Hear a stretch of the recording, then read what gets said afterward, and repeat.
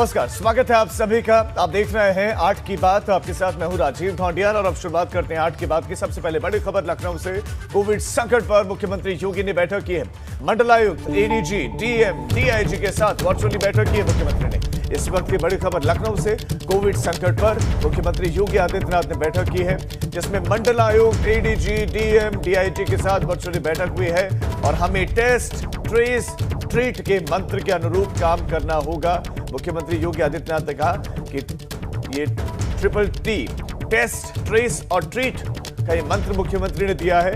Test treatment के लिए तय शुल्क से ज्यादा नहीं ले सकते। तय शुल्क से ज्यादा वसूली की घटना पर कार्रवाई हो, मुख्यमंत्री योगी आदित्यनाथ का निर्देश। अस्पताल दिन में 2 बार खाली बेड्स की जानकारी दें। ये एक बहुत महत्वपूर्ण जानकारी आपको दे रहे हैं। महत्वपूर्ण निर्देश दिए कि अस्पताल दिन में 2 बार खाली बेड्स की जानकारी दें। डेडिकेटेड कोविड अस्पतालों में सीसीटीवी लगवाए जाए, मुख्यमंत्री का निर्देश। लेकिन सवाल यह है कि जो खेल अस्पतालों के भीतर चल रहा है वो खुलेगा कैसे? निरीक्षण क्यों नहीं वक्त वक्त पर हो रहा है? और अस्पतालों के भीतर जो खाली बेड होते भी हैं वहां पर अस्पताल के स्टाफ को लिटा दिया जाता है। इस तरह के आरोप भी लगे हैं कि अस्पताल के स्टाफ को लिटा दिया जाता है और कहा जाता है कि बेड नहीं है। फिर बेड का मोल भाव, बेड की नीलामी होती, कौन कितने दे सकता है, उस हिसाब से बेड बेचा जाता है। बेड को दिया जा रहा है। स्थितियां बहुत खराब। अब मंडलायुक्त, एडीजी, डीएम, डीआईजी के साथ वर्चुअली मुख्यमंत्री ने बैठक की है और अस्पतालों के बाहर दम तोड़ती जिंदगी। और उसके बाद मुख्यमंत्री उस वक्त आइसोलेशन में थे, अब आइसोलेशन से बाहर आए हैं तो एक्टिव दिख रहे हैं मुख्यमंत्री। और ये बैठक हुई है मुख्यमंत्री की और आला अधिकारियों के साथ, मंडलायुक्त के साथ ये बैठक। इसके साथ एडीजी इस बैठक का हिस्सा, डीआईजी, जिलाधिकारी बैठक का हिस्सा। और इसमें जो मंत्र दिया गया वो है टेस्ट, ट्रेस और ट्रीट। सवाल ये है कि जो ट्रीट इसमें कहा गया है वो ट्रीटमेंट, वो उपचार मिल ही तो नहीं रहा लोगों को। उस उपचार के लिए लोगों को भटकना पड़ रहा है, लोगों को अपने जनप्रतिनिधियों को कॉल करना पड़ रहा है, फोन करके उनसे मिन्नतें मांगनी पड़ रही हैं, लेकिन मदद वहां से भी नहीं मिल रही।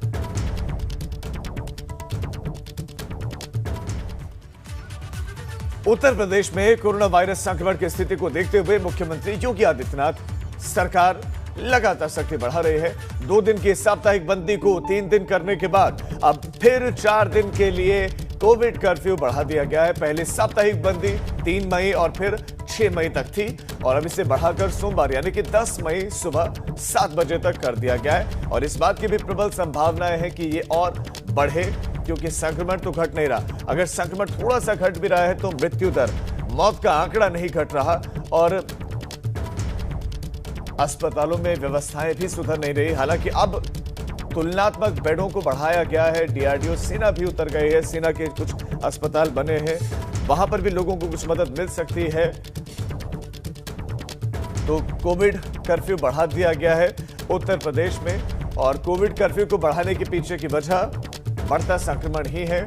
और ये जो दूसरी वेव है इसने बड़ा नुकसान पहुंचा है, घर घर डैमेज किया है। हर परिवार का कोई ना कोई सदस्य या रिश्तेदार इस वक्त परेशानी से जूझ रहा है या फिर इस कोविड ने उनकी जान ले ली है। मुख्यमंत्री योगी आदित्यनाथ टीम 11 के साथ आज भी बैठक करेंगे। 10:30 बजे मुख्यमंत्री बैठक करने वाले। सीएम आवास पर एक बार फिर से बैठक होगी। तो कोविड कर्फ्यू और बढ़ते कोरोना के संक्रमण, कैसे अस्पतालों में उचित उपचार मिले, ट्रीटमेंट, तो इस पर चर्चा तो होगी। कुछ नए फैसले सामने आ सकते हैं। वो फैसले क्या होंगे? सवाल ये कि रोजाना बैठकें होती हैं, रोजाना अधिकारियों को कुछ ना कुछ निर्देश दिए जा रहे हैं, लेकिन अधिकारियों को तो निर्देश दिए जा रहे हैं, लेकिन क्या वो धरातल पर उतर रहे हैं? तो कोविड कर्फ्यू बढ़ा दिया गया है। मुख्यमंत्री योगी आदित्यनाथ समीक्षा बैठक, जो मुख्यमंत्री ने एक बैठक भी मंडलायुक्तों के साथ की है और टीम 9 ही हो चुकी है। टीम 9 के साथ फिर बैठक। हमारे 3 संवाददाता हमारे साथ जुड़ गए हैं। लखनऊ से विवेक त्रिपाठी हमारे साथ जुड़ गए हैं, वाराणसी से नीतीश पांडे हमारे साथ जुड़ गए, तो मथुरा से अनिल सारस्वत हमारे साथ जुड़ गए हैं। अनिल, मैं सबसे पहले आपके पास आना चाहता हूं। कोविड कर्फ्यू बढ़ा दिया गया है, मथुरा का हाल बताइए। कितने केसेस आ रहे हैं, ठीक होने वालों की संख्या कितनी है, एक्टिव केसेस कितने हैं, मृत्यु दर क्या है? मैं आपको बता दूं, यहाँ पर जो यूपी सरकार ने 10 मई तक जो कोरोना कर्फ्यू लगाया है, उसको लॉकडाउन को देखने का असर यहाँ पर मथुरा में मिल रहा है, क्योंकि जो पहले संक्रमित वहाँ आटा तो पिछले 24 घंटों में 500 तक निकल कर आता था, वो इस समय यहाँ पर 400 के आंकड़े पर सिमट कर रह गया है। और पर ये जो अनिल, चूंकि आपकी ऑडियो क्लियर नहीं है, हम आपके पास लौट रहे हैं क्योंकि आपके एम्बुलेंस में शायद वो कूड़े वाली गाड़ी है, तो इसलिए उसका शोर ज्यादा आ रहा है। आपके पास विवेक आना चाहता हूं। मुख्यमंत्री योगी आदित्यनाथ आज फिर से बैठक करने वाले, टीम 9 की बैठक होगी। टीम 9 की बैठक में क्या निर्णय लिए जा सकते हैं? और दूसरा, जो मंडलायुक्तों के साथ, एडीजी के साथ, जिलाधिकारियों के साथ बैठक हुई थी, उसमें एक मंत्र मुख्यमंत्री ने दिया, और उस चूंकि मुख्यमंत्री भी अब लगातार एक्टिव है, तो क्या अस्पतालों में स्थितियां आप बदल रहे हैं क्या, या लोग अभी भी तरस रहे हैं? अभी भी लगातार लोग कह रहे हैं कि हमें बेड दिला दीजिए।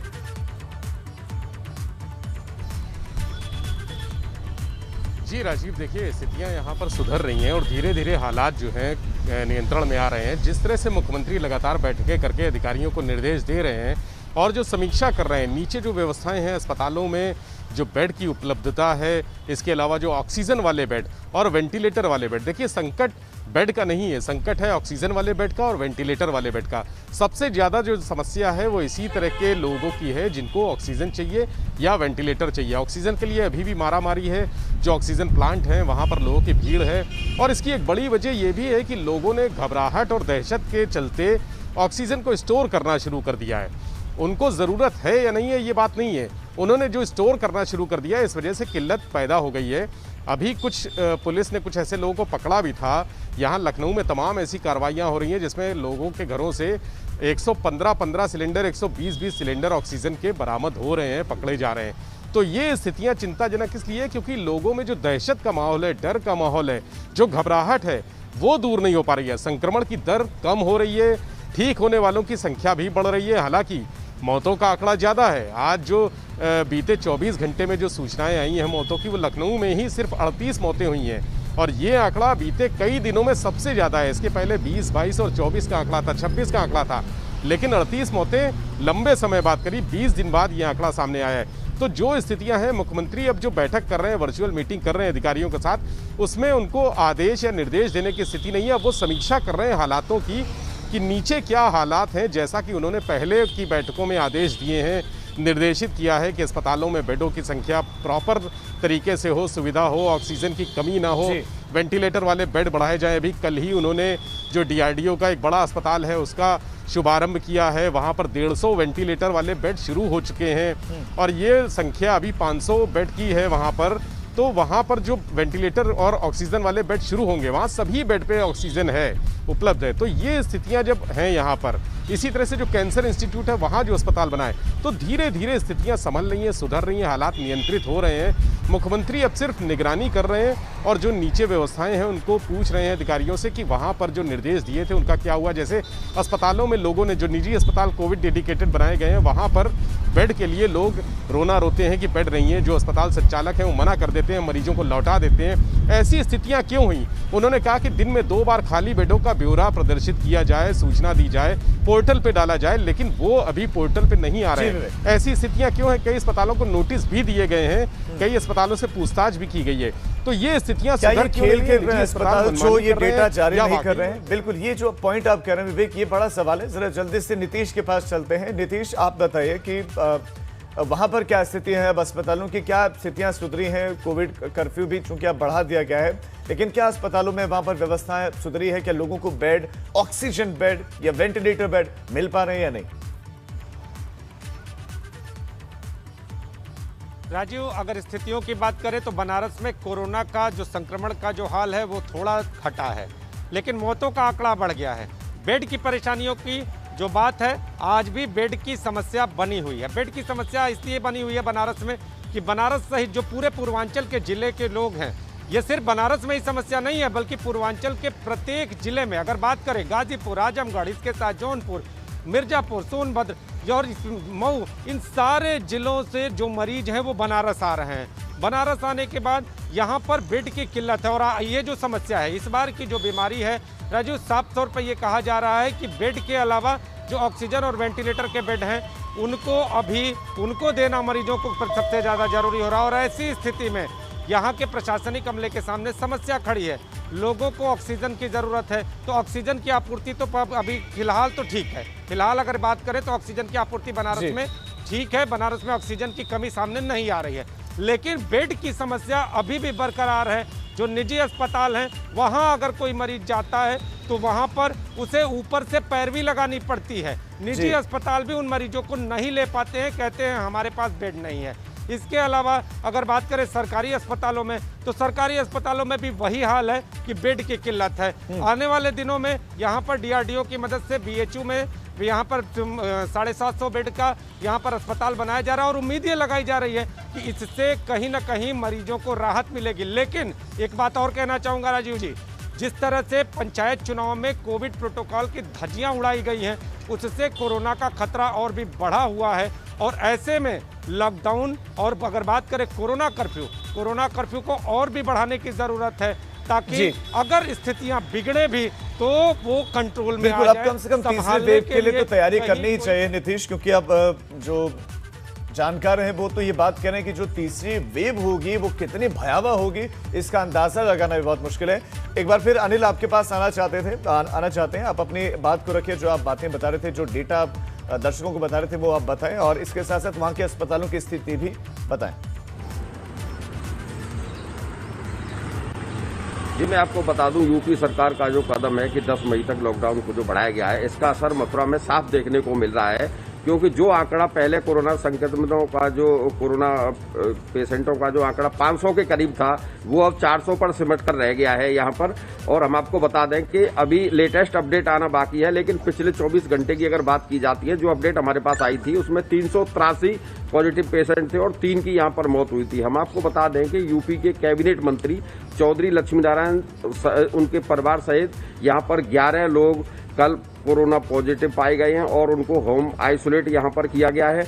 यहाँ पर जिला अस्पताल में जब हमने देखा तो कोविड वैक्सीन की यहाँ पर अभी व्यवस्था नहीं हो पा रही है, तो जिसके चलते जो कोविड वैक्सीन की अपनी वैक्सीनेशन कराने के लिए आ रहे हैं, जो टीकाकरण कराने के लिए जिला अस्पताल लोग पहुँच रहे हैं, उनका यहाँ पर देखने को ये मिल रहा है कि उन्हें वैक्सीन नहीं लगाई जा रही है, क्योंकि कोविड वैक्सीन कोवैक्सीन यहाँ पर मथुरा में उपलब्ध नहीं हो पा रही है। और उसमें ज़्यादातर पेशेंट वो लोग हैं जो अपनी दूसरी खुराक यहाँ पर लगवाने के लिए आए हैं, दूसरे वैक्सीनेशन का टीका यहाँ पर लगवाने के लिए आए हैं। अगर यहाँ पे बात की जाए तो ऊर्जा मंत्री श्रीकांत शर्मा यहाँ पर हर हफ्ते आकर जिला अस्पताल का और स्वर्ण जयंती अस्पताल का यहाँ पर निरीक्षण करते हैं। पिछले समय में यहाँ पर पिछले 2 दिन के दौरे पर यहाँ पर आए हुए थे, तो उन्होंने जिला अस्पताल का निरीक्षण किया था और यहाँ पर एक ऑक्सीजन प्लांट लगाने का भी डिसीजन यहाँ पर लिया गया था, जो 20 मई तक यहाँ पर लगकर तैयार हो जाएगा, जिसके चलते यहाँ पर बेड टू बेड ऑक्सीजन की सप्लाई यहाँ पर होने लगेगी और यहाँ पर उससे उसकी जो क्षमता होगी 1 टन प्रतिदिन होगी और इससे यहाँ पर 100 सिलेंडर ऑक्सीजन पर डे यहाँ पर उपलब्ध कराई जाएगी और इससे मथुरा को एक बड़ी राहत मिलने का यहाँ पर एक अनुमान लगाया जा रहा है। यहाँ पर हर बेड पर वो वैक्सीनेशन का पाइप यहाँ पर देंगे। ये कम हो, केसेस लगातार कम होते जाएं और स्थितियां सुधरती जाएं, इसके लिए जरूरी ये है कि आम लोग भी सहयोग करें। आप तीनों हमारे साथ बने रहे, आपके पास लौटूंगा, लेकिन इस बीच में एक बड़ी खबर मिल रही है, उसका रुख करते हैं। हरिद्वार में कोरोना का कहर जारी है। बीते 24 घंटे में सामने आए हैं 674 नए संक्रमित केसेस। 24 घंटे का ये सिर्फ हरिद्वार का आंकड़ा है, 674 नए केस और बीते 24 घंटों में 6 लोगों की मौत हुई है हरिद्वार में। पहले ही दिन पावन धाम में संचालित अस्पताल में, ये पावन धाम ये अस्पताल संचालित, उसमें 3 की मौत हुई है और जिले में 3600 एक्टिव केसेस हैं, 3600 एक्टिव केसेस हैं। एक दिन में 689 लोगों ने कोरोना को मात भी दी है।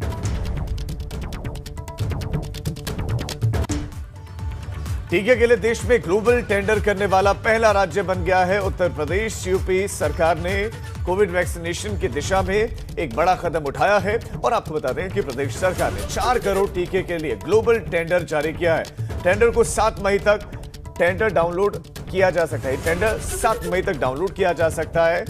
21 मई को टेंडर भरने की अंतिम तिथि घोषित की गई है। तो ग्लोबल टेंडर जारी कर दिया है और इस दिशा में कदम उठाने वाला उत्तर प्रदेश पहला राज्य भी बन गया है। और इसके पीछे की वजह आप समझ रहे होंगे कि वैक्सीन की कमी है, वैक्सीन उपलब्ध नहीं है इतनी, और ऐसे में अब जो विश्व भर की कंपनियां हैं वैक्सीन जिन्होंने बना ली है वो भी इसका हिस्सा बन सकती हैं और उत्तर प्रदेश में अपनी वैक्सीन दे सकती हैं। किस कीमत पर देंगी ये सब तय होगा इस टेंडर में। गोरखपुर में बवाल के बाद 3 वार्ड के नतीजे बदल गए। इस वक्त की बड़ी खबर, गोरखपुर से बवाल हुआ, बवाल के बाद 3 वार्ड के नतीजे बदल गए। वार्ड नंबर 60, 61 और 45 में परिणाम बदल गए हैं। नए सिरे से जांच के बाद परिणाम बदले गए, नई सिरे से जांच हुई और परिणाम बदले गए। जांच में ब्रह्मपुर आरओ की गलती सामने आई है। बड़ी खबर, आरओ की गलती सामने आई। ब्रह्मपुर आरओ ने गलती की है। डीएम के निर्देश पर ब्रह्मपुर आरओ वीरेंद्र कुमार पर एफआईआर दर्ज हुई है। सवाल यह कि गलती अगर उजागर हो गई है, सलाखों के पीछे कब पहुंचेंगे आरओ साहब?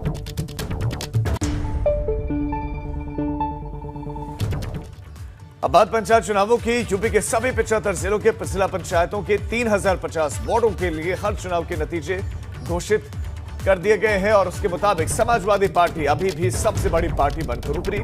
समाजवादी पार्टी 782 सीटों के साथ पहले नंबर पर पार्टी के रूप में, बीजेपी 580 सीटों के साथ पार्टी के रूप में दूसरे नंबर पर, बसपा 361 सीटों के साथ तीसरे नंबर पर, कांग्रेस 61 वार्ड में जीत हासिल कर पाए। लेकिन निर्णायक भूमिका में जो है वो अन्य है या निर्दलीय है।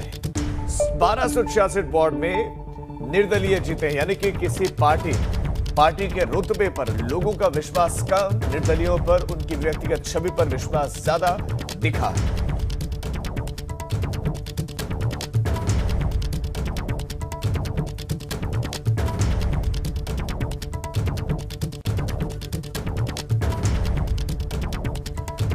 और हमारे संवाददाता हमारे साथ लगातार बने हुए हैं और सिलसिलेवार एक एक करके सभी के पास चलते हैं। सबसे पहले विवेक, आपके पास आना चाहते हैं। लखनऊ की जो स्थिति है उसके बाद अब अध्यक्ष पद के लिए जो दौड़ है वो किस तरह की चल रही है? दौड़ में कौन कौन आगे है?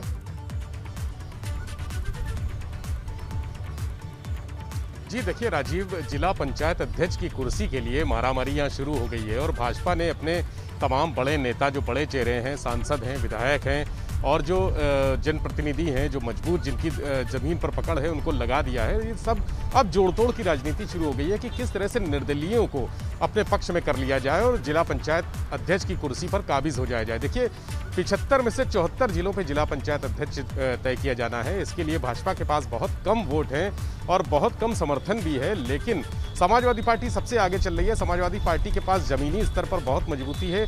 दूसरी बात यह है कि जो निर्दलीय हैं उसमें ज़्यादातर समाजवादी पार्टी के पक्ष में ही जाना चाहेंगे, क्योंकि इस सरकार को, वर्तमान सरकार को अगर देखें टेक्निकल तौर पर तो 8 से 9 महीने का समय बचा है। इसके बाद चुनाव की तैयारी शुरू हो जाएगी। सीट कम है और आप बता रहे हैं कि अभी जो जोड़-तोड़ की राजनीति हो गई है। ठीक है विवेक, बने रहे। नीतीश के पास चलते हैं। नीतीश, वहां का आप आलम बताइए, वहां के समीकरण आप बताइए। राजीव, अगर समीकरणों की बात करें तो अब सबकी निगाहें सिर्फ और सिर्फ जिला पंचायत अध्यक्ष के कौन उम्मीदवार हैं, कौन दावेदार हैं, इन पर टिकी हुई है। अगर सूत्रों के हवाले से जो खबर हमारे पास है, समाजवादी पार्टी से चंदा यादव का नाम 1 नंबर पर है और इन्हीं पर दांव खेलने के चक्कर में है समाजवादी पार्टी। और इसके साथ ही जिस तरह से आपको बता दें कि वाराणसी में बैकवर्ड महिला सीट है जिला पंचायत अध्यक्ष की। बीजेपी के पास जितने भी विजयी प्रत्याशी हैं उसमें ज़्यादातर प्रत्याशी फॉरवर्ड क्लास के हैं और ऐसे में बीजेपी जो निर्दल प्रत्याशी हैं उन पर अपनी निगाहें बनाए हुए हैं। समाजवादी पार्टी तक कैसे पहुंचेगी बीजेपी, निश्चित तौर पे इसके लिए बड़ा जोड़ तोड़ करना पड़ेगा, क्योंकि जिस तरह से जनमत मिला है, जनमत मिलने के बाद अगर बात करें बीजेपी की तो बीजेपी अगर सारे निर्दलियों को, 6 निर्दलीय अगर उनको सभी को तोड़ लेती है तब भी समाजवादी पार्टी से वो कम पड़ती है। ऐसी स्थिति में क्या सुभाषपा के लोगों को तोड़ेगी, बसपा के लोगों को तोड़ेगी, कांग्रेस के लोगों को तोड़ेगी, ये सारे सवाल हैं। कौन ये देखना दिलचस्प होगा। अनिल, आपके पास आना चाहते हैं। अनिल, मथुरा में किंग मेकर की भूमिका में कौन? जी मैं आपको बता दूं, यहाँ पर किंग मेकर की अगर बात की जाए तो यहाँ पर बीएसपी ने जिला पंचायत में 13 सीटें हासिल की हैं और राष्ट्रीय लोकदल ने 8 सीटें मिली हैं, जिसको बीजेपी यहाँ पर 8 सीटों पर ही सिमट कर रह गई है। और यहाँ पर निर्दलीय जो हैं अन्य हैं वो 3 सीटों पर जीते और समाजवादी पार्टी के हाथ केवल 1 सीट लगी है। लेकिन यहाँ पर एक कुछ चौंकाने वाले, कुछ यहाँ पर मतगणना के दौरान जो गड़बड़ी हुई है वो एक चौंकाने वाले तथ्य सामने आए। यहाँ पर राया ब्लॉक के 31 नंबर वार्ड से बसपा के जीते हुए प्रत्याशी की जगह, जिला पंचायत सदस्य के जीते हुए प्रत्याशी की जगह यहाँ पर जो हारे हुए प्रत्याशी थे, निर्दलीय थे, जो यहाँ पर थे उन्हें जीत का सर्टिफिकेट थमा दिया गया। और उसके बाद यहाँ पर कल काफ़ी बवाल हुआ। बीएसपी के नेताओं ने यहाँ पर पूर्व मंत्री श्याम सुंदर शर्मा सहित यहाँ कर जो गद्दावर नेता हैं उन्होंने वो जिला मुख्यालय पहुँचे और यहाँ पर पूरी तरह से हंगामा हुआ। उसके बाद यहाँ पर जो जीत का सर्टिफिकेट दोबारा उसको देखने के लिए जो बसपा के प्रत्याशी को दिया गया। पहले पायदान पर आप बता रहे कि वहां पर बसपा है, तो जो अध्यक्ष पद के लिए जो चुनाव है वो बहुत दिलचस्प हो चले हैं। विवेक आपका, नीतीश आपका और अनिल आपका बहुत शुक्रिया इस तमाम जानकारी के। कोविड गाइडलाइंस को भूलकर पंचायत चुनाव के बाद नवनिर्वाचित प्रधान गांव में समर्थकों की भीड़ लगा रहे हैं, जश्न में डूबे हुए हैं। ढोल नगाड़ों के साथ गांव-गांव जुलूस निकाले जा रहे हैं, लेकिन एक पुलिस है कि जुलूस निकालने वालों को पकड़कर थाने भी लाती है और थाने से ही जमानत देकर छोड़ देती है। छपरौली थाना इलाके के टांडा गांव में नवाजिश अली पुत्र शकील खान प्रधान पद पर विजय हुए। नवाजिश अली ने अपने समर्थकों के साथ जुलूस निकाला। समर्थकों ने शकील प्रधान जिंदाबाद और नवाजिश प्रधान जिंदाबाद के नारे लगाए। समर्थकों की भीड़ ने धारा 144 कोविड गाइडलाइंस की धज्जियां उड़ाई। चलो भाई, चलो चलो।